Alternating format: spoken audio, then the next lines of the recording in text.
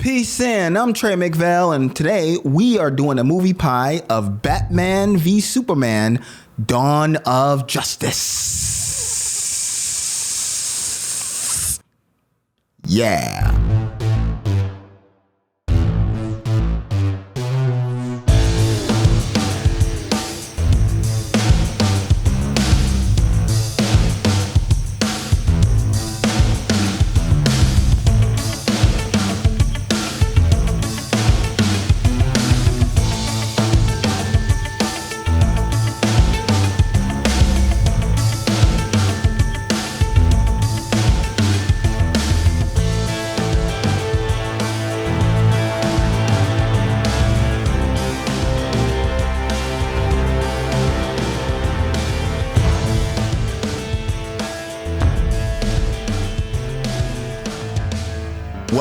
Welcome, my fellow comic book fan, or perhaps you are a fellow DC fan, or maybe you're just a movie fan. Either way, welcome, as we are doing the movie pie, the thorough review of Batman v Superman, Dawn of Justice. Now, here it is, guys. In opening remarks here, I'm gonna sit back and relax, sip your favorite coffee, or perhaps you're a tea person, because this is going to be a long one. One of the reasons it's going to be a long one is, in fact, the reason I created the movie pie system, reviewing rating system, is actually because of this movie. Batman v Superman baffled me the first time I saw it in the theater. And yes, this will be for the theatrical release, just in case you're wondering. This is the movie that the studio decided to put out in the theater. So this is the movie that I am going to do the movie pie for. This is the one I saw in the theater. This movie really gave me a tough time figuring out what exactly did I think about it, because there was a lot of good and there was a lot of not good, to be honest. But I was excited because this was, in fact, my most anticipated movie of 2016, which partly colored my experience the first time I went to the theater. But I also had a lot of concerns, at least a few concerns. And one of those concerns was Zack Snyder. You know, here's the thing. I actually enjoyed Man of Steel, but I haven't enjoyed all of Zack's movies. You know, I'm a fan of 300, but that kind of is it. And so I wasn't sure how Zack was going to handle the storytelling aspects of Batman v Superman. This is the first time we get to see Superman and Batman in live action on a big screen together. And not only that they are fighting. I mean, this is amazing awesomeness, if you ask me. And so for me, I wanted to see the spectacle, of course, right? But as a movie fan, I also wanted the storytelling aspects to shine in this spectacle of a movie. And so because of that, I was a little bit concerned with Zack Snyder, not the best storyteller in terms of a director, traditionally speaking, but I went in with an open mind, of course. And the last thing is, I wanted to know, will there be a definitive winner? I mean, you tell me, you giving me the promise. You are saying in your marketing who will win, right? So I want to know who will win. I was concerned that the movie was going to give me a cop-out and not give me a definitive winner. So those were the concerns, and I was excited to see what we were going to get. And so speaking of that, what is this movie about? This movie picks up right at the end of the events of Man of Steel. Batman, fearing the actions of Superman, left unchecked, he decides that he wants to take on a Man of Steel. Right?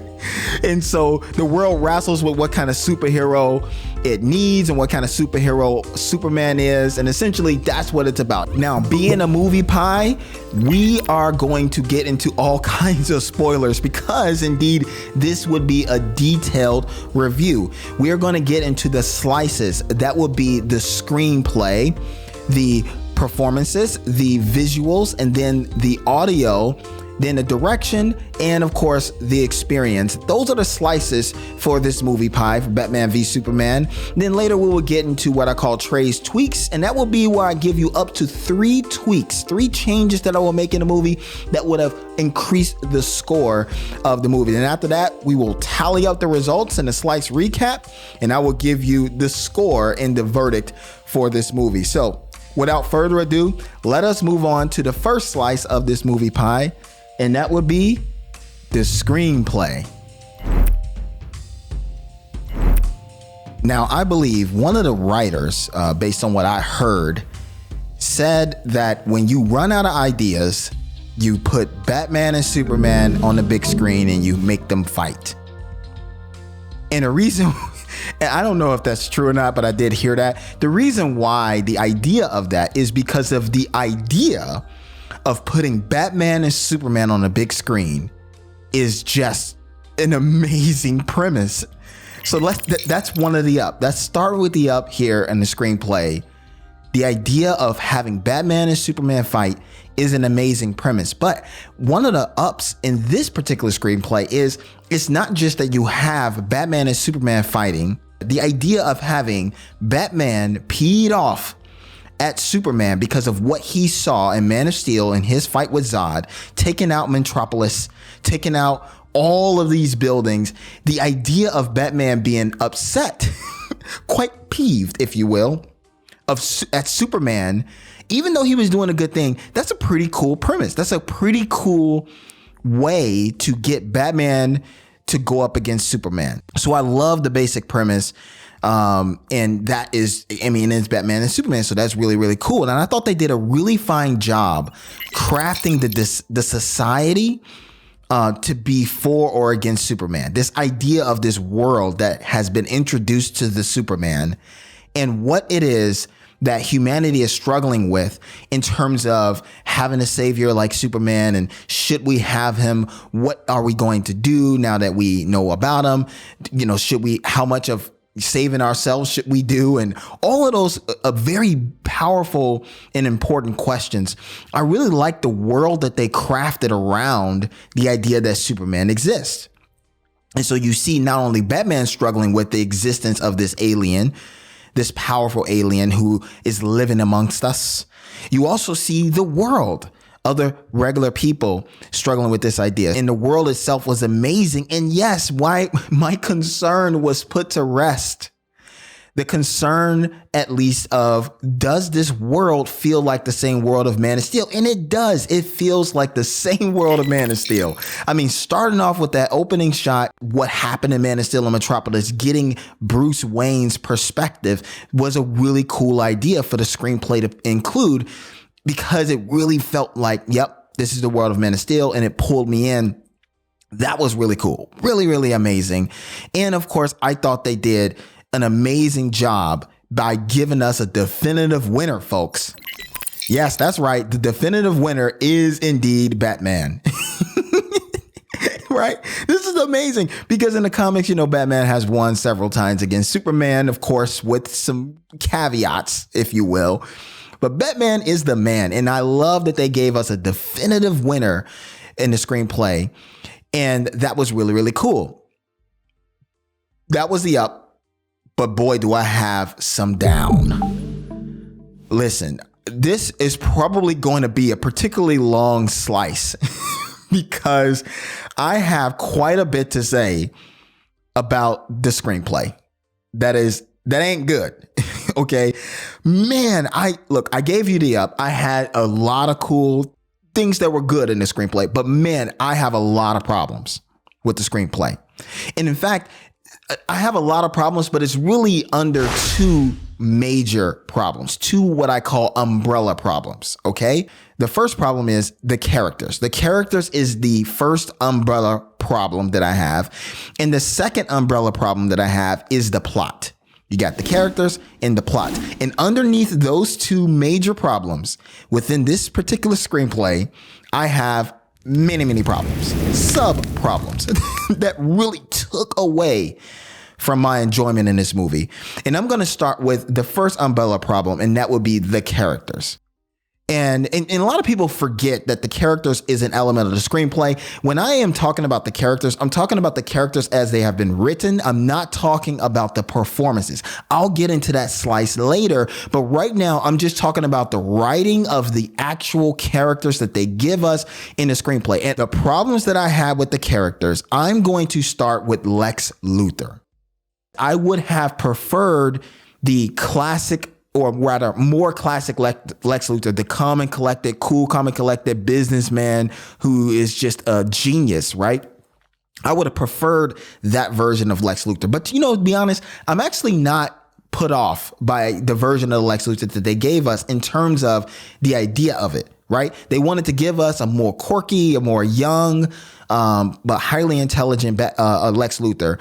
And so I'm fine that they wanted to give us a different type of Lex Luthor than the traditional Lex Luthor in the comics. But the problems that I had with Lex Luthor has nothing to do with the fact that it was different than the Lex Luthor in the comics. The problem that I had with Lex Luthor is that he was OP. And I haven't heard a lot of people talk about this, but it really bothered me. The problem with Lex Luthor in this movie is that they wrote Lex Luthor's character as overpowered in the arena of intelligence. Why was Lex Luthor intelligent? Well, because the screenplay says he needs to be. You know what I mean? Think about it. In the screenplay, Lex Luthor is just overly intelligent, and there is no rhyme or reason as to why he was intelligent, other than the screenplay needed him to be intelligent because they needed him to be a foil for the Batman and the Superman. And so they say, well, how do you do that? Lex Luthor is a normal human. Well, let's just make him overly intelligent, ridiculously intelligent. And yes, I use the word ridiculous because his intelligence was pretty ridiculous. And I start off with Lex Luthor because you will see that Lex Luthor's forced intelligence is actually the underlying problem through a lot of problems that I have within this screenplay. Lex Luthor is the one who discovered Batman's identity. It was Lex Luthor who discovered Superman's identity. It was Lex who discovered the kryptonite. And he knew where to find the kryptonite, and he actually acquired the kryptonite. It was Lex who knew what kryptonite was. I mean, I don't know how he knew what it was or why he would even think to know it, but somehow he knew what kryptonite was. Like, again, the screenplay doesn't give us anything that explains any of these things. It was Lex that not only discovered the identity of Batman, the identity of Superman, what is kryptonite. He discovered where kryptonite was. He acquired the kryptonite. He also discovered all of the members of what would become the Justice League. He discovered who Flash was. He discovered who Cyborg was. He discovered the identity of Wonder Woman. My goodness, folks, Lex Luthor he's basically God. I mean, you have him in the scene talking about man versus God, devils, and all of this other stuff that but my goodness, Lex, you're basically God. I mean, you're just omniscient. Because the screenplay doesn't give you any kind of connective tissue to show us Lex Luthor is intelligent. I'm a writer. I always talk about show versus tell. Well, think about it, guys. If you go back and watch the movie, if you really think about it, the screenplay tell you that Lex Luthor's intelligent. It doesn't really do much to show you he's intelligent. He just knows things. Oh, I know things. Sorry. But yes, he just knew a bunch of stuff. And my goodness, it really took away from the intelligence of the other characters. Because if you think about it, let me move on to my problems with Batman. Now, again, I'm not talking about Ben Affleck's performance as Batman. I'm talking about the actual character of Batman as he has been written. And if you think about it, the Batman that I know, the Batman that this movie presents to me is a Batman that he is the world's greatest detective. And you need him to be that way because this is a Batman that's supposed to stand alongside the great Wonder Woman and the great Superman. So you need a Batman that is more than capable and more than intelligent. But in this movie, Batman, he basically just copied Lex Luthor. Because of Lex Luthor's forced intelligence, the problem I had with the Batman character is that this is a Batman that needed to steal from Lex Luthor, whether it's stealing information or whether it's stealing the kryptonite, in order to actually do the things that Batman needs to do in this screenplay. It was completely ridiculous. If you think about it, he has a problem discovering that there's an alien race like Superman who crashed on Earth, who was raised right among us. So you think about the idea of Batman being upset with Superman, right? Because of, destroying the buildings and all of that stuff, right? And you see that there's a personal stake in, Batman. And by the way, I mean, the screenplay having Batman needing to be the one to tell his employees to get out of the building. I mean, they really, and honestly, this whole screenplay really treated people like they were dumb. And honestly, they treat the audience like they were dumb in many ways. But I mean, come on now. Boss, we gotta go. Boss says we need to get out. I mean, you think? Have you seen the destruction out the window? Right? Of course you need to get out. And the fact that they have Bruce Wayne needing to give them instruction, hey, everybody get out. Like, duh. That was just ridiculous. But anyway, the idea of Batman discovering Superman makes sense in terms of like, yes, he would naturally be searching for other things like Superman, for other alien species. So it makes so much more sense if Batman is the one who he himself discovered the other members of the Justice League. He discovered the Flash. He discovered Wonder Woman. If he discovered Cyborg, right? If he discovered Aquaman, it makes sense if Batman over the past 1.5 to 2 years that he's detectiving, right? That he's searching for other signs of life like Superman. It makes sense. That's what Batman would do. He would be, either to be, trying to recruit them or to destroy them as well. Like Lex Luthor discovered all of those things. And so now Batman needs to discover it through Lex and his information. Same thing with the kryptonite. If you want to show me that Batman has business standing alongside of Wonder Woman and Superman, you would need to show me Batman discovering the kryptonite, discovering what it is and where it is, and discovering the members of the Justice League. Like those kinds of things really enriches Batman's character. If you think about the actual character of Batman, he was kind of easily duped.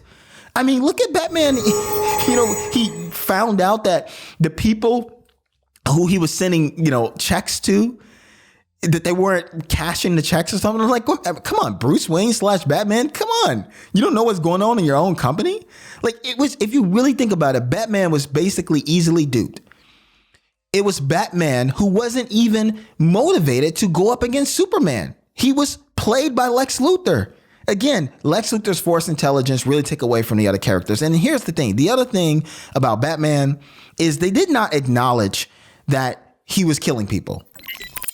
And if you saw the movie, he was straight blowing people up. I mean, Batman didn't have a regard for the criminal race. Not at all. And I'm okay to, I'm fine if you want to give me a Batman that kills people. My problem is you might want to really acknowledge. I mean, look, they had these passing conversations with him and Alfred, but that wasn't really enough. Like, you really need to acknowledge that, okay, you are actually killing people. And they didn't really lean into that as well as they could. And so that just made the Batman character that much more confusing to me. So that was one of the problems that I had about Batman. Again, he was easily duped. I'm not saying he was a dumb character. I'm just saying that because they gave all of these extra things to Lex Luthor that really made no sense, it would have made more sense if you gave that to Batman, that he discovered those things, because it would have came across a lot better. And here's the other thing. Superman / Clark Kent.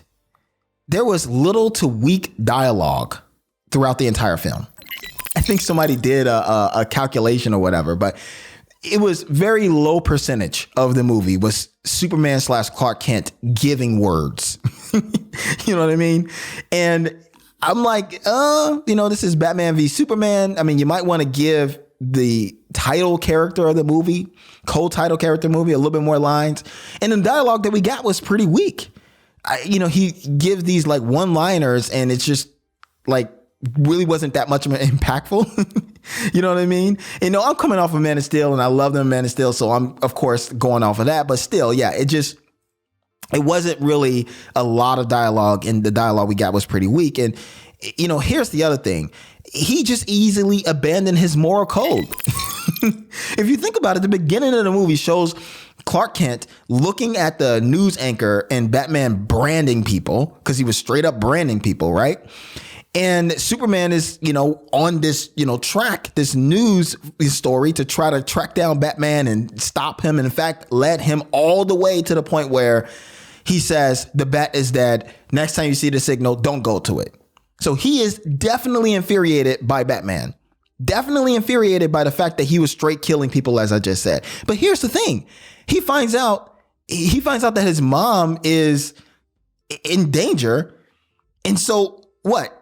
Now all of a sudden you need to go convince him to help you? I have to convince him to help me. What is that? You were the one who had a problem with Batman. That has nothing to do with Lex Luthor. Now all of a sudden you want to be friends with Batman because you find that Lex was, quote, behind everything.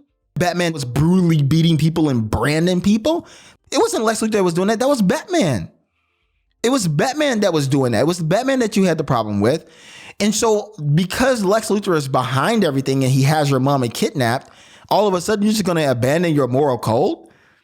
All of a sudden now you're friends with him? You go from saying, hey, I'm going to confront you, don't go to the signal next time you see it, to, hey, let's become best friends. I need you to help me. It was completely ridiculous. And in fact, why did you need him to help you? What did Batman do in the movie? If you think about it, I know who Batman is. I know he's awesome. But according to the movie, based on the Batman that they gave us, the character that they gave us, there's nothing that Batman did that showed that he could be trusted. Why in the world would Clark Kent / Superman trust Batman when the movie gave us nothing that showed the transition from him not only not trusting Batman in terms of him feeling like Batman was a criminal, all the way to, oh, I got to convince him to help me. Just made no sense. It was completely ridiculous. And Lois Lane, look, I love Lois Lane as a character. She is an empowered, awesome character who gets it done. She carries this presence of command with her. But in this movie, she was a damsel in distress. By my count, how many times she needed to be saved by Superman? First, at the beginning of the movie, over there when she got kidnapped by the drug lords or whatever. Later, after Lex pushed her off the building. And then later when she is trapped in the water. I mean, it just over and over and over again, Lois Lane needed to be saved. She was essentially the plot device for Superman. Where's Lois's own character arc? And of course, they use Lois Lane for the Martha scene and all that stuff where she's the one to break the news to Batman that Martha is his mother. All of this stuff, it's like she's basically a plot device. What about her character arc? What about her as a character? She had an amazing character arc in Man of Steel. In this movie, nope, she's a damsel in distress. That leaves me with the Lois Lane being a plot device to the second major problem that I had with the screenplay. That is the plot. Let me go over the IMDb summary. Okay, there are 4 issues that I have with the plot. Here it is. Fearing the actions of Superman are left unchecked. What? Hold on. Wait a second. The actions of Superman? This movie, as I said, treats the audience and treats the people in the film as if they're dumb. Why is the gunfights, the explosions, all of these things that have nothing to do with Superman powers, why is those things considered actions of Superman? Right. And I get what they're talking about in terms of, him destroying the building and all of that stuff. But that was 18 months or 2 years ago from the beginning of the movie. Right. The main issues that we see in this particular movie that people have with Superman are stuff like the bullets, killing people and stuff. Like it's like it makes no sense why anybody would even consider those actions to be actions of Superman. It's very obvious that Superman has nothing to do with those things. And so it again adds to the easily duped Batman, because it's like, dude, what? You would know this. You would know that Superman has nothing to do with those things. But nevertheless, that's the plot of the movie. They want to convince us that the world is building tension with all of these random things going on, and these random things going on, somehow Superman is blamed for it, yet Superman, there's no reason why he would be blamed for it. It makes no sense. Batman decides to take on the Man of Steel. That's the next thing. Because here's the thing. what we find out is that Batman and Superman were played by Lex Luthor. It was Lex who was behind making Batman and Bruce Wayne more angry at Superman, which I don't know how, but somehow he did, right? And then it was Lex who was behind making Superman more angry at Batman. That we find that Lex was behind everything. So the amazing rush that I feel about Batman going up against Superman on his own, this regular human, he wants to take on Superman, the Man of Steel. Like, that is awesome. Well, now that you told me that Lex was behind everything, that he was playing his emotions, making sure that those checks don't get, cashed and whatever it was that he was doing there.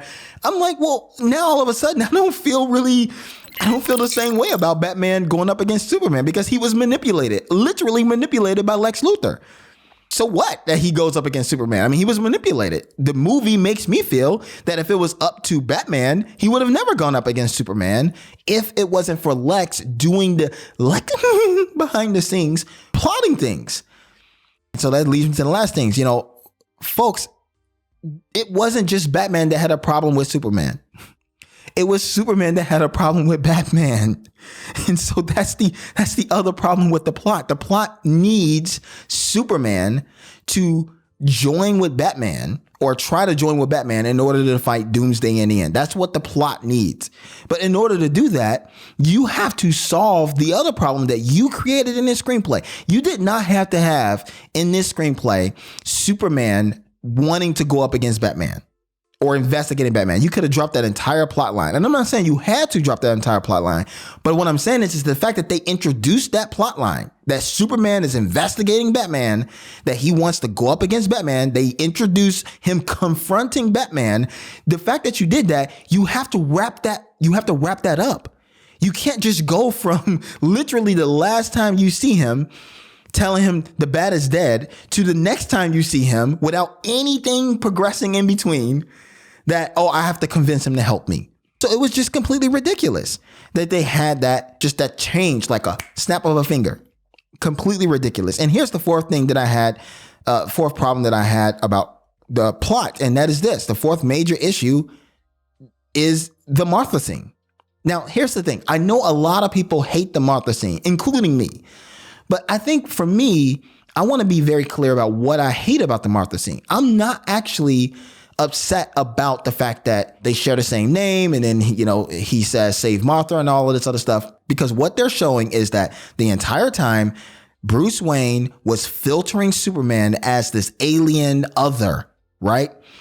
And having the idea that, okay, this guy has a mom, and then not only does he have a mom, his mom happens to share the same name as my mom. I get Bruce Wayne, a kind of running that through in his mind, and his emotions are skyrocketing. I get that, because it forced Superman to be humanized in Batman's eyes, right? He's no longer this thing that needs to be destroyed. He's a person who has people that love and care about him, right? And it wasn't just the idea of him saying the name of his mom and him and Batman recognizing that, he has a mom, he has people that care about him, but it was the presence of Lois Lane herself, over Superman. He is visually seeing, this guy has people that care about him. So it kind of woke Batman up. So I get what they were going for. Here is the problem. It was not set up well at all. At all. Because in this movie, the theatrical version, you only have 2 times that Batman and Superman are going up against each other. Or rather, that they see each other. Other than that, we don't have any interactions between the two. And so if you want to set up a turn between these two individuals where both of them are going to tag team and go up against Lex Luthor, if you're going to set that up, you need more in between encounters between the two that will actually build up on their relationship, where they would start to understand one another, so where by the time you get to the Martha scene, there's a better payoff. But as it stands, there are no such scenes. And so with that, it feels completely disjointed. I had to look deep. I had to journey inward and figure out that that's what Batman was up to, knowing that he has a mother, humanized Superman. But the problem is that the movie doesn't really, there's no writing around that scene that boosts it. So as it stands, it doesn't make sense. It's lazy writing. Completely lazy writing. Why? Because who says the name of their mom? Nobody. You wouldn't do it. I wouldn't do it. If your mom was in peril, which, by the way, the fact that she was in peril was ridiculous in itself. I mean, how many times, as I said, that Lois Lane was saved by Superman, that Superman sensed that Lois was in danger. Like she has like some kind of danger sense or whatever, that Superman can just be there right at the snap of it. But somehow he can't do that for his mom. I mean, come on. That's just ridiculous. Whatever. It just, there's lazy writing with that. But here's the thing.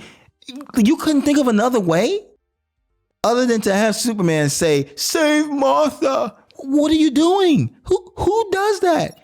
You would say in that situation, "Save my mom.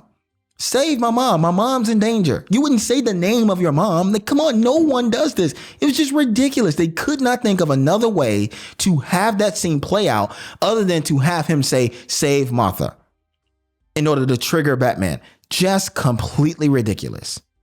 So, to me, that look, I know I went really long on the screenplay because, man, there's so many things that I had a problem. There was so much promise because one of my concerns was the storytelling, and the screenplay just did not really give me a good story. I was very, very disappointed. So that was the down. Listen, the all around is this.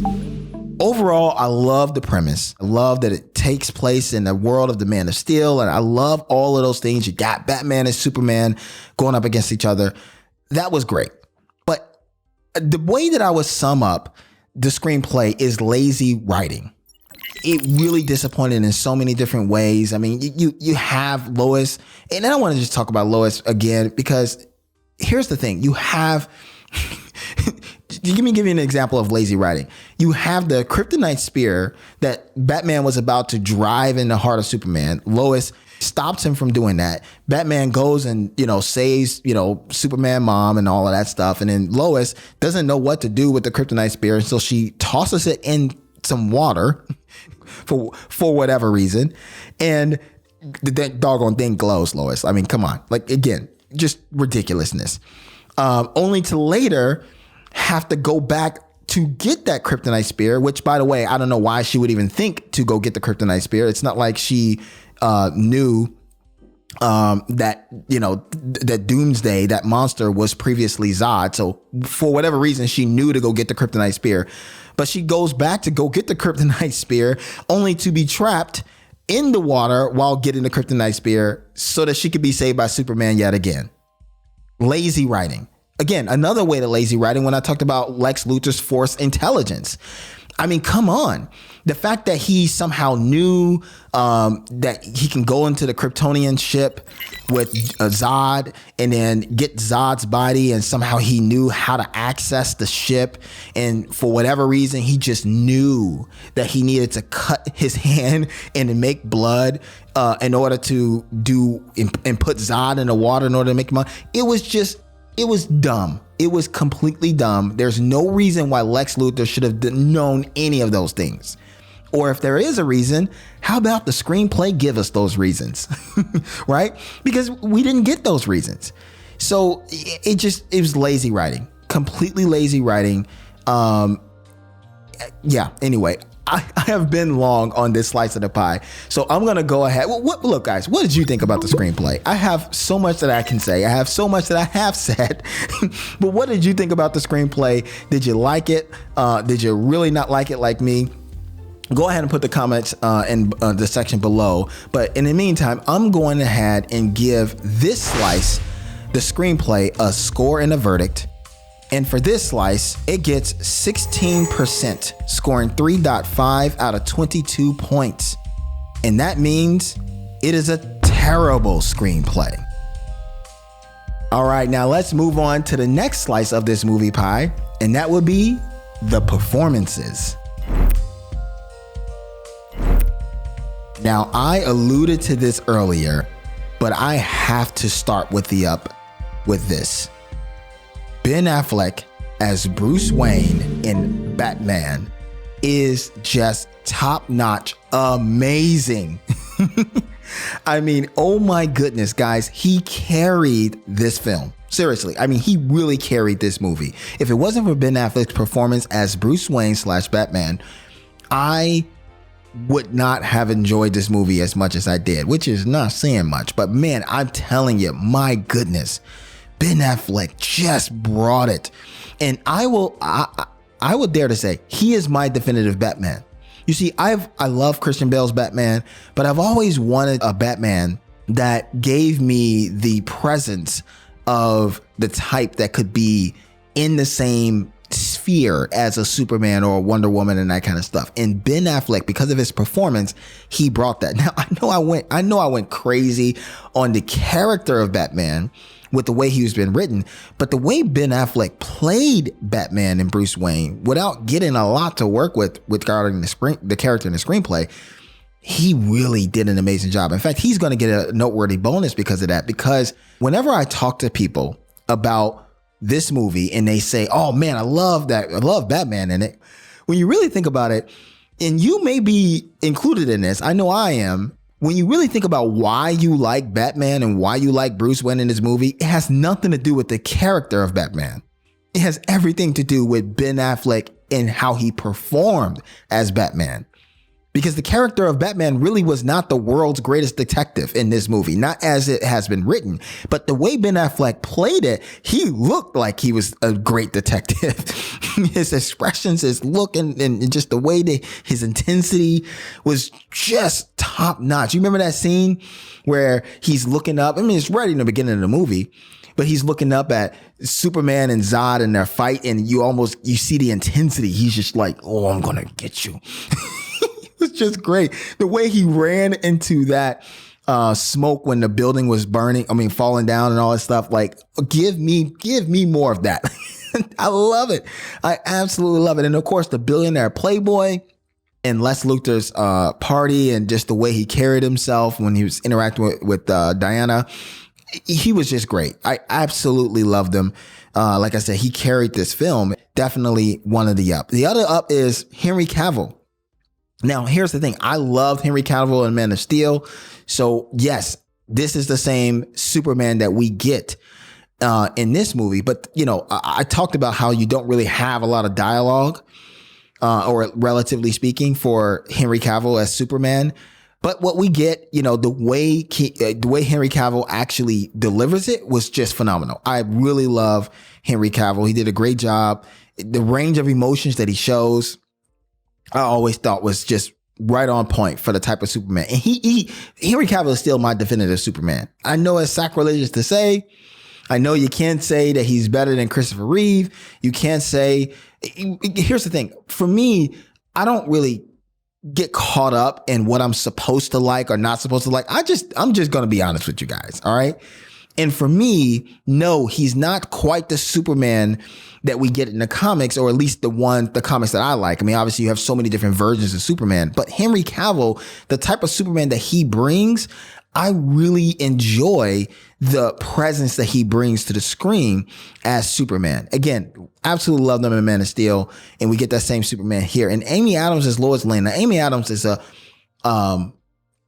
she's a great actress and a phenomenal actress, actually, just fantastic. And she did an amazing job, of course, in Man of Steel. She also, you know, same theme, right? Same thing with Ben Affleck, with Henry Cavill, and with Amy Adams. You have these great characters, but that doesn't come across as great within the context of this particular movie. But every single one of these performers just took it up a notch in terms of bringing the presence of that character to life on a big screen. And Ben Affleck just did the best job of that. You know, he took a few notches above everybody else. And so, yes, Amy Adams, though I had a problem with the damsel in distress plot device type of character that they wrote Lois Lane to be in this particular movie. However, Amy Adams did an amazing job bringing Lois Lane to life. And so, yes, definitely one of the up. And you know, guys, one of my concerns was Gal Gadot as Wonder Woman. Now, she is one of the up, though she didn't do like a tremendous job because you didn't get a lot of samples. Really, that's it, because you didn't get a lot of samples from her performance as Wonder Woman. But what we got, I thought was really good. I was really impressed. You know, the range of emotions that she showed. I mean, do you guys remember that scene, the part where she's in Lex Luthor's party and Lex Luthor's talking about Greek gods, and then, you know, Gal Gadot, Wonder Woman, she rolls her eyes when he's talking about the Greek gods. Because of course, as you know, Wonder Woman, has ties to Greek mythology. And so that was really, really cool to kind of get that in. Yeah, I get it, guys. You're talking about, well, come on, Trey, she's just rolling her eyes. Yeah, but, just it is a movie. So you're supposed to suck me into the movie. And by being there in the movie, I felt like that was pretty believable. The way she did it was actually pretty good. It actually showed a little bit of subtlety, which, by the way, in my opinion, one of the most difficult things for performers, for actors and actresses to master within their acting is the subtlety. How subtle can they show their anger? How subtle can they show their happiness or joy and that kind of stuff? So when she rolled her eyes, I thought it was pretty cool. The other thing, of course, when she's fighting Doomsday and, she's fighting Doomsday and she like smiled to show that little bit of emotions, that was really, really cool. That was awesome. Because of course, Wonder Woman is about the battle. I was glad to see her give us some of those emotions that the character would be feeling, because that's exactly what the character would do. So that was really, really, really cool. So yes, again, didn't really get a lot of stuff that was too deep with Gal Gadot. However, what we got, I thought was definitely one of the up. But I got to give you the down. Guys, listen. Jesse Eisenberg as Lex Luthor. Now, I went crazy about the character of Lex Luthor that is written, that the screenplay gives us. But listen, Jesse Eisenberg, I think he's a good actor. I mean, there's no doubt about it. Jesse Eisenberg is a good actor. But I felt that he overacted in this movie. Like, now I get it. Like, this is supposed to be a Lex Luthor that's a little bit more quirky and whatever. I can't do it, but you know what I mean, right? You've seen those quirks in the movie that he gives and the little things that he does, the little put in a candy jawbreaker in the guy's mouth or whatever. I mean, come on. Like, it was pretty ridiculous, to be honest. But whatever. That I get that that's the Lex Luthor you want to give us. I'm not going to argue with you there. But I felt like he could have been talking about Wonder Woman with the subtlety, right? I felt like he could have been a little bit more subtle in his performance. I think his performance was over the top to the point where it was a little bit comedic, and it didn't really come across well, right? It kind of felt like it was out of place. His character was out of place based on his performance, that he needed to reel it back just a little bit. And here's the thing. He really replicated a lot of what he does in a sense with other roles. Jesse Eisenberg really played Jesse Eisenberg playing Lex Luthor, right? I didn't feel like he became Lex Luthor. Even the version of Lex Luthor that they wanted to give us, even that version, I get it. He's not the same version that I'm used to in the comics, but even the version that they gave us, Jesse Eisenberg didn't even become that Lex Luthor. He just was Jesse Eisenberg playing Lex Luthor. So yes, on one hand, he was a little bit over the top. On the other hand, he was basically acting as himself, playing Lex Luthor rather than becoming Lex Luthor. So Jesse Eisenberg is one of the down. All around, I love the performance, or rather, I liked it. Most of the performances, a lot of the performers, really just kind of did a okay to good job, except for Ben Affleck. He just did a phenomenal job, and he's definitely going to get a noteworthy bonus for that. Couple of downs with Jesse and Scoot, that brought it down, but it wasn't, again, terrible. It just was compared to like the Ben Affleck's performance or even Henry Cavill's performance. It was a little bit more noticeable. So that's my thoughts. That's the all around. But what about you guys? What did you think about the performances within this movie? Did you like Ben Affleck's performance like I did? Maybe you like somebody else a little bit more. Maybe you enjoyed Jesse Eisenberg's performance as Lex Luthor. Comment in the section below. Let me know your thoughts. But in the meantime, I'm going to head and give this slice, the performances, a score and a verdict. And for this slice, it gets 74%. Scoring 12.6 out of 17 points, making the performances a good slice with a major noteworthy bonus. All right, now it's time to move on to the next slice of this movie pie, and that would be the visuals. If there is one thing that Zack Snyder is known for, it would be that he is the visual king in the industry, or at least one of them. Starting with the Up, the visuals were fantastic. It's Zack Snyder. So of course he's going to lean into the visuals, and they were just amazing. I mean, let's start here. The choreography, oh my goodness. Like, give me the goods. I signed up for some great choreography, for some great superhero battles, and I got some great superhero battles. That warehouse scene. Yes. Absolutely yes. You know, this slice is going to get a noteworthy bonus because that scene just showed how amazing Batman took care of business and how amazing of a fighter he is. And not even just in that scene, but the choreography across the board with various fight scenes throughout the entire film was amazing. It looked phenomenal. It looked great.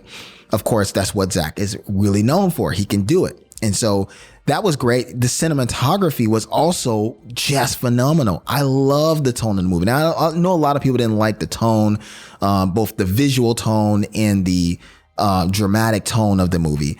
I had no problem with either. And particularly the visual tone. Yes, you have it like your more muted colors, just more of a dark kind of feel. But I absolutely loved it. It looked beautiful. It was gorgeous. Give me more of that. Give me more of that. The color and the lighting was beautiful, just amazing. The atmospheric shots, the wide shots, the long shots, the bird's eye view shots, the close-up shots. It was just phenomenal. It looked absolutely amazing. So from the choreography and fight scenes to the cinematography, it was all great. Those are all of the up. But the down is this. The over slow-mo really took me out of the visual experience of this movie. I'll get into that a little bit more when I talk about the direction, but that was one of the down. The other down is this. You guys remember that scene after Superman got nuked? If you go back and watch that scene, when you look at Superman just kind of hovering in space, it looked bad. It was really bad. I mean, the CGI was just not finished or whatever. So definitely one of the down in terms of the CGI. And, you know, normally I give that a pass in, you know, more lower budget movies, but it's not. This is Batman v Superman from Warner Brothers. This is not a low budget movie. Frankly, there's no excuse that you should have CGI unfinished like that. Just horrible. So that was bad. That was one of the down. And the CGI in general throughout the movie and some of the fight scenes in terms of the choreography was great, but some of the CGI, particularly with the Doomsday and the Batman v Superman, some of the CGI also just didn't look bad. Didn't look good. It wasn't as bad as the scene I just mentioned with Superman after he got nuked when he's hovering in space. It wasn't that bad, but it definitely, you can tell that it was CGI. Obviously, you want us to believe that this is realistic. Well, some of the CGI definitely made me feel like it wasn't quite realistic. So that was one of the down. And the look of Doomsday, I actually enjoyed that they gave us a Doomsday that doesn't quite look like the Doomsday in the comics yet. Because let's be honest, Doomsday basically looked like Abomination from the Hawk movie, right? The Marvel's Hawk movie. He looked like Abomination. I mean, come on, look at Doomsday again. He clearly did not look like the Doomsday that we know in the comics. I get all of that. I'm actually not.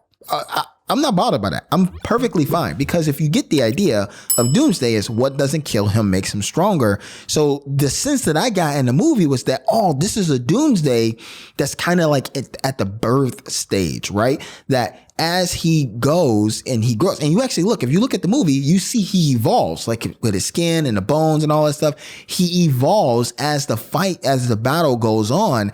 So you kind of have this understanding that eventually he would and could become the Doomsday that we know in the comics. So because he was evolving right before our eyes. So that's the reason why I didn't have a problem with the way Doomsday looked, but the CGI on Doomsday was just sloppy. So that's why it's one of the down, because it was just sloppy. You know, it didn't look good. It looked like CGI. It looked like a CGI monster. It didn't look like, and don't get me wrong, there are times when it looked good, but for the most part, it really just didn't look realistic, and was essentially a visual chaotic mess when you're dealing with the doomsday fight. It was just too much going on visually. So that's the down. All around, I absolutely love the choreography. I absolutely love the fighting. It was just phenomenal. Again, they're going to get a bonus point specifically because of that scene with Batman at the warehouse. He took care of business, handling them like they were children. It was great. But being a big budget movie, no excuse for some of the CGI mishaps. It was really, really problematic in that regard. The battles were epic and they were fantastic, but it suffered from that bad CGI. So that is what I think about the visuals. What did you guys think about the visuals? You may have loved it way more than me. Maybe you didn't even see some of the visuals, the CGI problems that I saw. Comment in the section below. Tell me, what do you think about this slice of the pie? In the meantime, I'm going to go ahead and give this slice, the visuals, a score and a verdict. And for this slice, the visuals, it earned 81%, scoring 8.9 out of 11 points, making the visuals a great slice with a major noteworthy bonus. All right, now it's time to move on to the fourth slice of this movie pie, and that would be the audio. The type of music that you want in an epic superhero battle heavy kind of movie. The kinds of things that you're looking for is epicness. And this score, these scores, the themes, particularly the Wonder Woman theme, Batman theme, Superman, all of the themes were phenomenally epic. I mean, it brought me the goodness. With what I was seeing, I just talked about the visuals and the epic fights and battles and all of those different things. It really pulled me further in when I was listening to the epic music going along with the epic visuals, right? That's the way it's supposed to be. It was amazing. And I don't really use the word epic a lot, but it really was epic, particularly the Wonder Woman thing. I mean, my goodness, it was just epic. It really made me I mean, just all of this stuff. It's the way it opened up, it was explosively epic with the music and along with, like, cause you see Bruce Wayne, rushing to, his building and all of that stuff. But the music along with what you're seeing in the sound effects really leaned in, and especially, let's talk about the sound effects. I mean, my goodness, that gravity machine or whatever it was, what the machine. That was so cool. And I think a lot of times we just take for granted the difficulty in trying to, creating sounds from scratch, where you're trying to make a sound out of something that doesn't really exist in the real world. And so you're creating a sound from scratch to make it sound really cool. Now, I know we obviously got introduced to that machine in Man of Steel, but they brought it into this movie as well, of course. And so that was really, really cool to have that sound effect for that gravity machine. And then just, of course, with the buildings and the destruction there, the explosion, the sound of Batman's vehicles was just top notch. I mean, absolutely loved it. The fight scenes when Batman was just taking people out. Loved it. Absolutely loved it. The slams, the punches, the kicks, the flight, the laser eyes. Give me more. I absolutely loved it. So it sounded really good. Again, all of these things are crucial to pull me further into this world that they created. So that was all cool. And that was the up. But let me give you the down. Remember when I said that at times this movie suffered from like a visual chaotic mess? Well, I feel like there was also an audio chaotic mess at times. Like I said, you have all of these amazing different sound effects.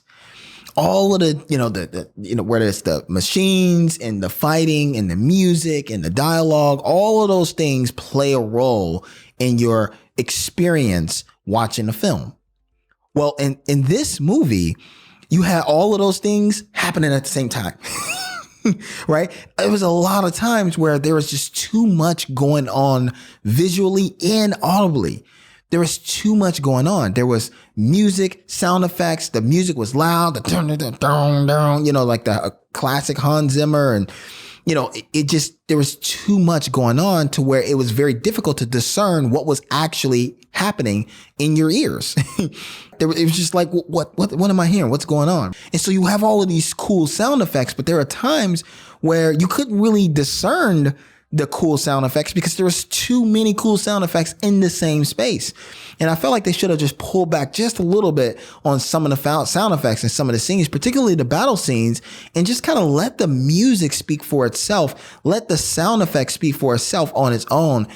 But it seems like they just threw a bunch of extra effects in there that was really unnecessary. So those were some of the problems that I had with the audio. But all around, the score, absolutely loved it. It carried me throughout my experience in this film. Absolutely love all of the themes, all of the music, just was really great. But the balance of the music, the score and the sound effects and the dialogue just really took away a little bit from my experience because you would go back and forth from a battle scene like with Doomsday to some dialogue scene, and it just wasn't mixed well. It didn't flow well. And within the battle scene itself, it just seemed like there was like the kitchen sink of noise. It was just a bunch of noise. It was just a bunch of stuff thrown at you audibly, and it just didn't sound right. So anyway, that's overall my thoughts. What do you guys think? What do you think about the audio? I mean, come on, you gotta love that theme, right? The Wonder Woman theme, the Batman theme, all of the themes was pretty phenomenal. That's what I think. What do you guys think? Comment in the section below.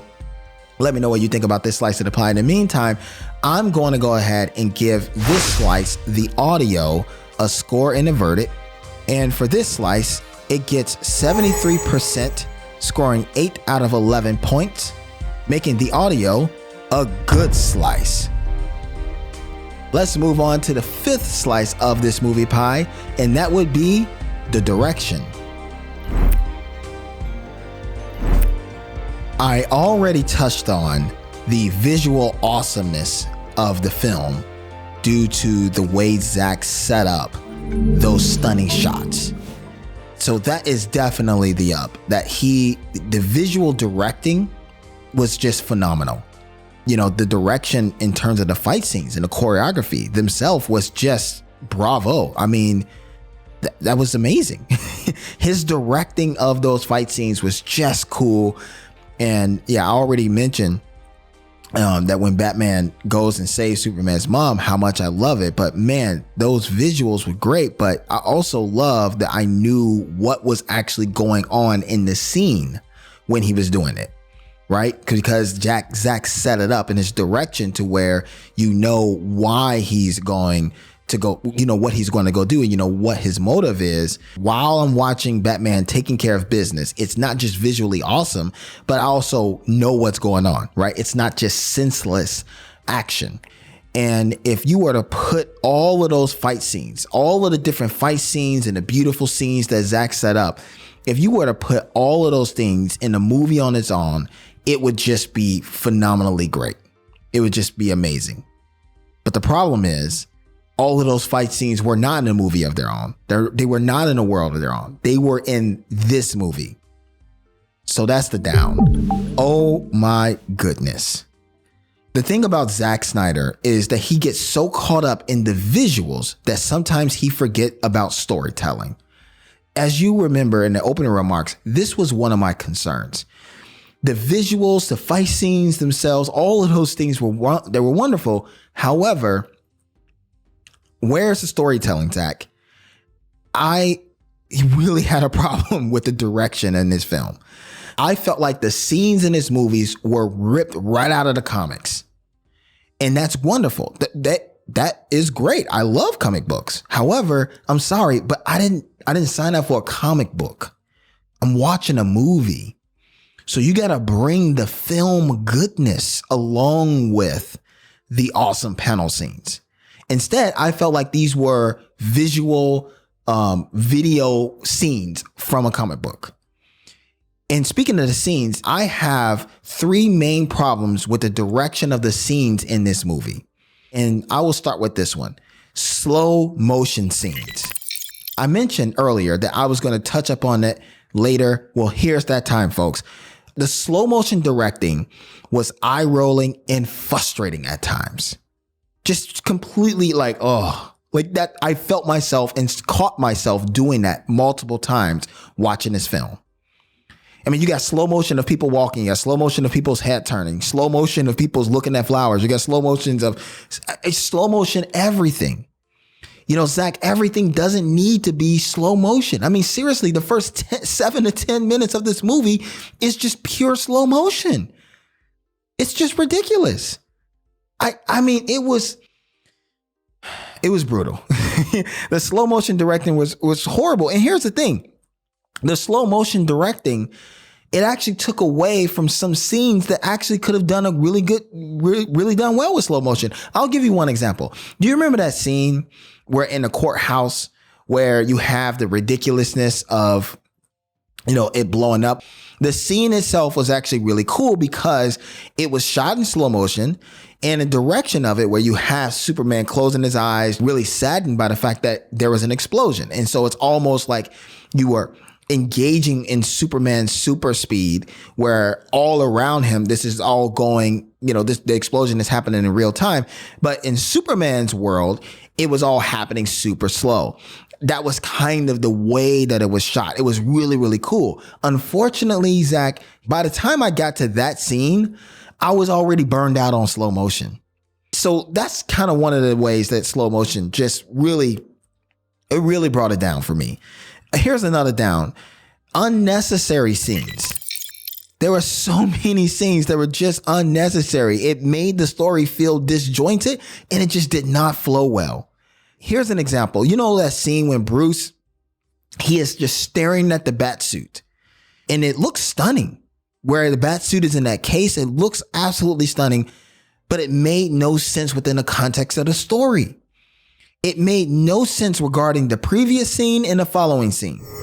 Like, I don't think Batman, he didn't suit up in a bat suit after that. You don't even see Bruce Wayne in the next scene, as far as I remember. The next scene goes to something else. It doesn't even go to Batman. So it was in the scene before, it had nothing to do with Batman. It was literally just bloop, popped in there. Just plotted right on in there out of nowhere. It made no sense. It was completely disjointed. There was no reason to have that scene. If you want to give us the scene, again, the scene it looked cool, but within the context of the story, it made no sense. So if you wanted to do that, you needed to either have the following scene, have Batman do something with the bat suit, like not that he's just, you know, staring at it or something. I mean, I don't know why they did that. It was completely ridiculous. It made no sense. And here's another scene. That scene where Batman is fighting in the desert against the parademons. That was amazing. The choreography, the fighting, the way the camera movement, like your direction within that scene was just so cool. Zach did a great job with that. Here's the problem. That scene in itself was completely unnecessary. Completely unnecessary. It was really cool, but it wasn't clear. Cool and clear are like brothers. Don't separate them. You proven you can give me the cool. The scene was cool, but you also need the clarity.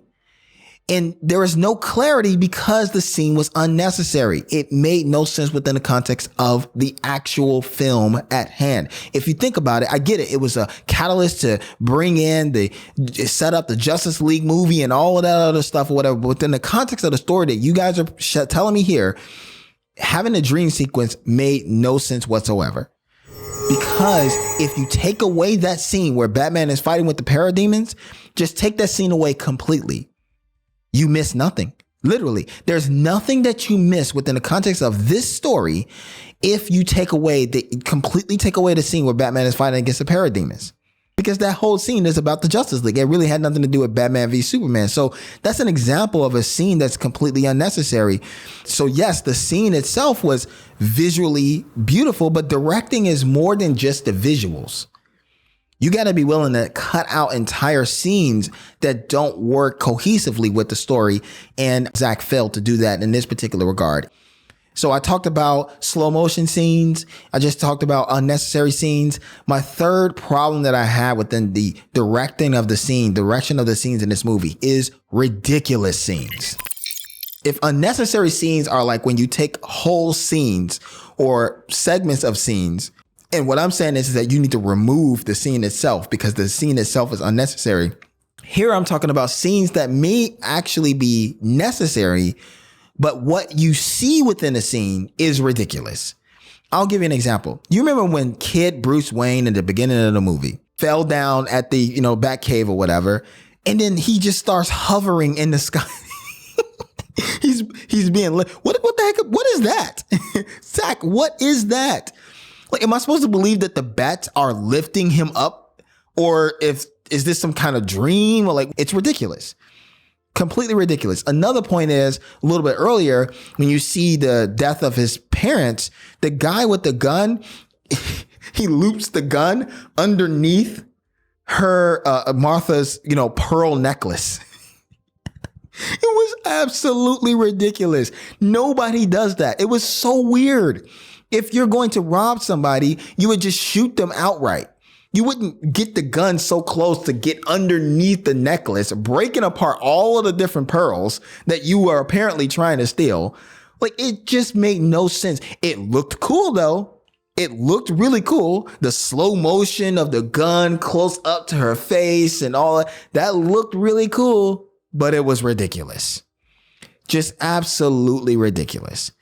So that's another example of scenes that are ridiculous scenes. It was just completely ridiculous. That scene where Superman, remember part of the movie where all of these people they have a flood and they're on top of the houses and they sprayed the paint of Superman's symbol to get him to come and help them, save them and all that stuff. And then there's a part where Superman is just hovering there, watching them, just looking at them, just hovering, right? That was really cool. It was visually stunning. However, it was ridiculous because you don't even see Superman save them. They are in trauma and he's just hovering there. He's Superman, for goodness sake. He has super speed. He could have, in the blink of an eye, saved all of them and be done with it. And save them from more trauma. Instead, you just got a scene where he's just hovering there watching them. What is that? Come on. Whatever. It just seemed like it was all about setting up cool shots. I feel like this whole movie is Zach setting up a series of cool shots. Let me get this cool shot. Let me get that cool shot. Let's get this cool shot. And it wasn't really about the cohesiveness of the story at all.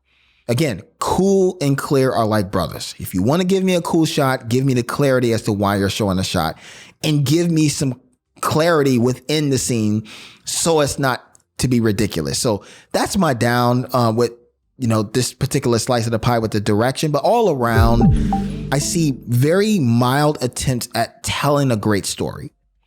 But it's very clear that telling a great story fell by the wayside regarding the direction of this film. That telling a great story, again, there's, small attempts there, but it really was not priority. The priority was cool shots. And that really showed. I felt like if the screenplay suffered from lazy writing, the direction suffered from sloppy directing.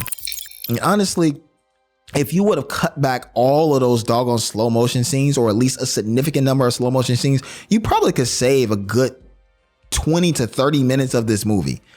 And I'm not even exaggerating. You literally can save probably about 30 minutes of this movie if you cut away or cut back on all of the slow motion stuff. And you could have used that time to give more screen time for Clark Kent and Bruce Wayne or Batman and Superman to develop those characters, to develop those relationships, to pay off the Martha scene. There's so much more you could do if you cut back on all that slow motion crap. So anyway, that's the all around. I know I was really harsh on this slice of the pie, but I really was rooting for this movie. What do you guys think about Zach's directing? Did you like it? Did you like the slow motion stuff? Maybe you guys really enjoyed all of the slow motion. Maybe you wanted more slow motion. Comment in the section below and let me know what you think about the direction. In the meantime, I'm going to give this slice a score and a verdict. And for this slice, the direction, it gets 20%, scoring 3.4 out of 17 points, making the direction an awful slice. Let us move on to the sixth slice of this movie pie, and that would be the experience. As a comic book fan, there is inherent entertainment value that I got from watching this film. Especially as a Batman fan, Batman is one of my favorite fictional characters of all time. So definitely I love the concept of this movie. Live action Batman going up against live action Superman. You can't get away. I, as a comic book fan, can't get away from being entertained by that. Regarding my experience, of course, I start the up with that. I could have used a longer Batman and Superman fight, but what I got was absolutely amazing. And that made me want more of the fight. It was that exciting. It was that cool.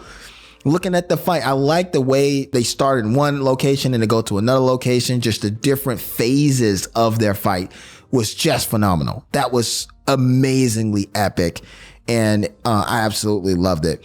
And I really enjoyed the Doomsday fight too. I really enjoyed the camera angles and all of that stuff. My experience with that was really, really cool. Also, I thought that they did a really good job in handling Superman / Clark Kent's funeral and his death. Like, I thought they did an amazing job. In my experience, watching the Superman funeral that the world was giving, but then also the Clark Kent's funeral, that Lois Lane and his mom and, those kind of things. That was really awesome. Here is the down. The funeral was handled really well. However, the fact that they basically undid all of that was showing us that Superman lives. Now, I get it, guys. We know that Superman lives, in the classic Superman, where, Superman, Doomsday kills Superman, that he lives and, he goes into this state and all that stuff. But we didn't need to see that in the movie. They executed the funeral scene so well that it kind of was drawn to a moot point by the time you see that Superman is alive. It's like, okay, well, I don't know, I felt like it would have been a much bolder and it would have left a better impression and increased my experience if they had just left it, period. That's it. Maybe in a post-credit scene if they wanted to add it there, but the fact that you just included that right as a tag right at the end of your movie really kind of took away from just kind of having the emotions of seeing the world mourn over Superman, right? And seeing Lois Lane and, Clark Kent, Batman talking about, I failed him in life, I won't fail him in death. All of that stuff is like, okay, well, that line was cool, but I kind of don't care anymore because I see that Superman is alive. Again, it's just a little bit too much set up with the Justice League stuff. Overall, I felt like this movie allowed Justice League to get in its way. That's kind of the experience that I got. I was just taken out of the movie far too many times to enjoy as nearly as much as I should have. So that was my experience, and the fact that, I, as a massive DC fan, almost fell asleep during the Batman v Superman movie. Man, I tell you, that really is telling of how bored I was. And it really is telling of my experience. Again, I was excited where I was excited, but I was bored where I really should not have been. So that's the down all around. I saw this movie twice in theater. The first time I absolutely hated it. And I literally went back in the theater again just because I couldn't believe that I hated it that much. I was like, I gotta go in and I see this movie and make sure that I hated it as much as I did. And the second time I actually enjoyed it a lot more. Granted, a lot of those reasons is because I kind of knew what parts to be expecting and the slow motion crap and all of the things that I can roll my eyes to. So I kind of enjoyed it the second time better because I knew what was coming. Some people say that the tone was off in the movie. I didn't think that the tone was off. I thought that the tone was perfectly fine. In fact, I really enjoyed the tone of this movie. However, despite me loving the tone, I left the theater both times really feeling pretty crummy and uninspired. So that's the all around in terms of my experience. What about you guys? What was your experience? If you were just to isolate your experience watching this film, what would you say that is? Comment in the section below. Were you bored? Were you excited? For me, I enjoyed the the fights and all of that stuff, and I enjoyed the epicness of it. But there is definitely some parts of that was taken away from the other issues that I had with this film. Maybe you absolutely love the epicness of it so much to the point where your experience is way high and you didn't really care about some of that stuff. Either way, comment below, let me know what you think. In the meantime, I'm going to go ahead and give this slice, The Experience, a score and a verdict. And for this slice, The Experience gets 42%, scoring 9.2 out of 22 points. So that means this was a lackluster experience. Now it is time to move on to Trey's tweaks, where I tweak up to 3 things that I would change that would have increased the score of the movie as a whole.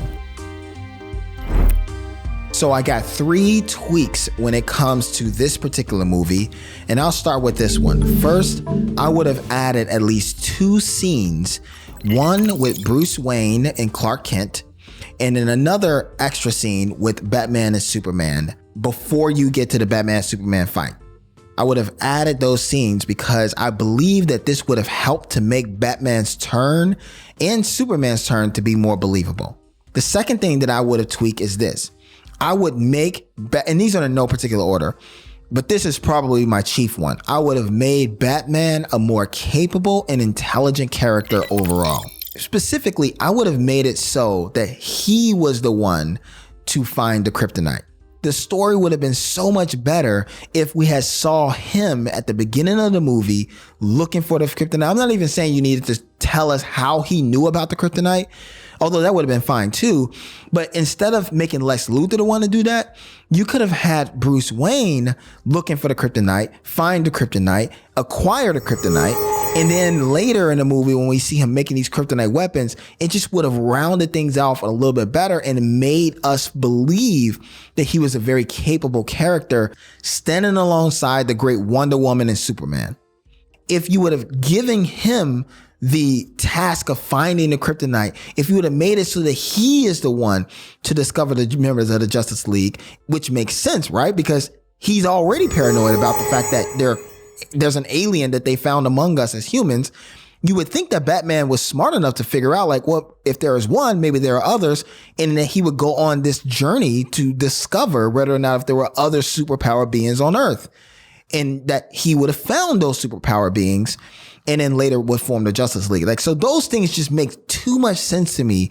Make it so that he's overall intelligent. And one of the ways to do that, make him find the kryptonite, make him find the members of the Justice League instead of just literally stealing those things from Lex Luthor. So that's the second thing that I would have changed. The third thing that I would tweak is this.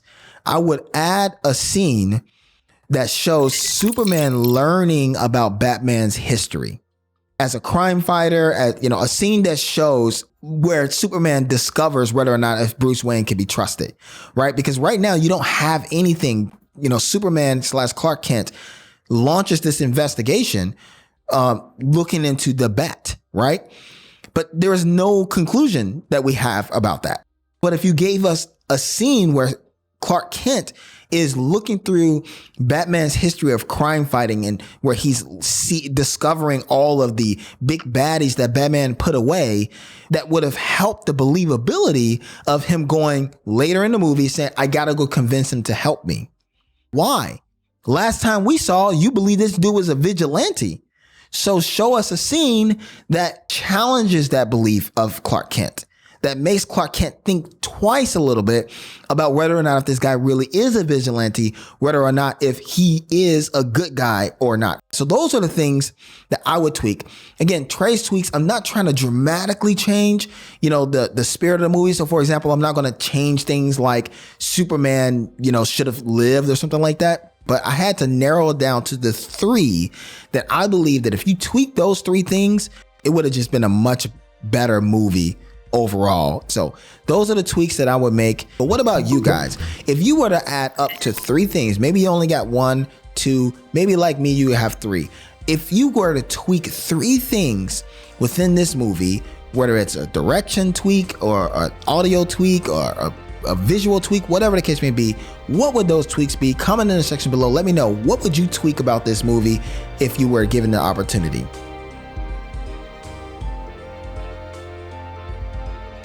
All right, the epicness has come to this where we have arrived at the Movie Pie Slice recap for Batman v Superman. If you remember, I said the screenplay is a terrible slice and it earned 3.5 points.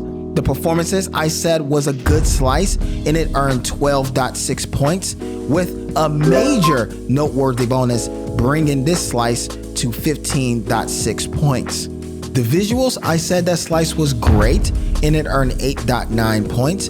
However, it also got a major noteworthy bonus, bringing this slice to 11.9 points. The audio, I said that slice was good and it earned 8 points. The direction, I said that slice was awful and it earned only 3.4 points. The experience, I said the slice was lackluster and it earned 9.2 points. If you add all of that up, that gives you a score of 51.6 points.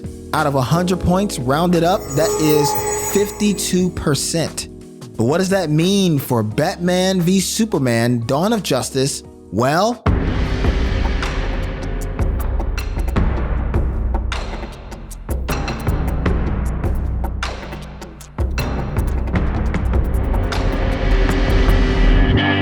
Batman v Superman: Dawn of Justice is a mediocre movie. So if this movie were a pie, it would be somewhat servable.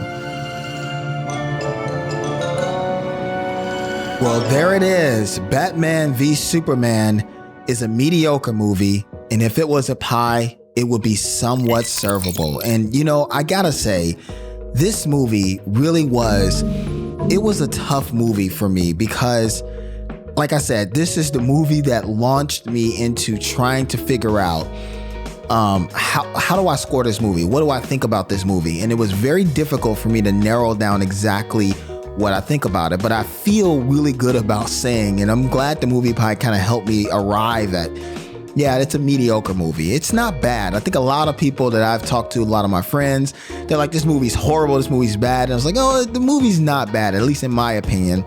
I believe it's mediocre. And I think that it definitely is somewhat servable pie if you were to look at it that way. And I was expecting it and anticipating it to be higher, but I gotta be honest with my feelings and thoughts. That's just me. What do you guys think? I mean, maybe you disagree. Maybe you're one of the people that think that it's a bad movie, and maybe you're one of the ones that think it's a really great movie. Let me know in the comments below. And while you do that, why don't you answer this as well? I got a question for you. Here is the curious question of the episode. Which would you rather see? Would you rather see an epic fight between Superman and Thor, the movie versions, or an epic fight between Batman and Wolverine, the movie versions? Or maybe you're one of the ones who would like to see a tag team of Batman and Superman going up against Thor and Wolverine. Now, that would be pretty cool.